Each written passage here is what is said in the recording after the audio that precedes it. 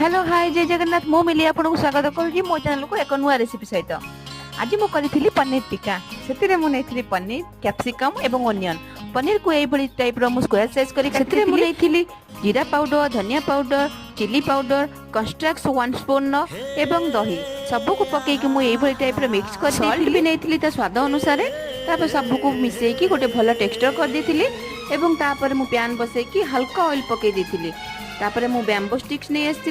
देखो केते सुंदर लेयर ताको मु सजई देथिली मु सजई देथिली एही भली टाइप रो मु तीनटी करिथिली गोटे मो बड़ झियर गोटे मो सान झियर आ गोटे मोर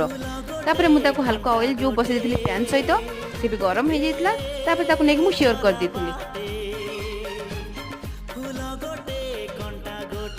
हस्बैंड तो पाखर नांदी सी किंतु फोन ने देखि पूरा लोभे जिबे तापर आपन करो तो पनीर टिक्का रेडी तापर एंजॉय करंतु। आप वीडियो भल लागिथिबा लाइक करिवे कमेंट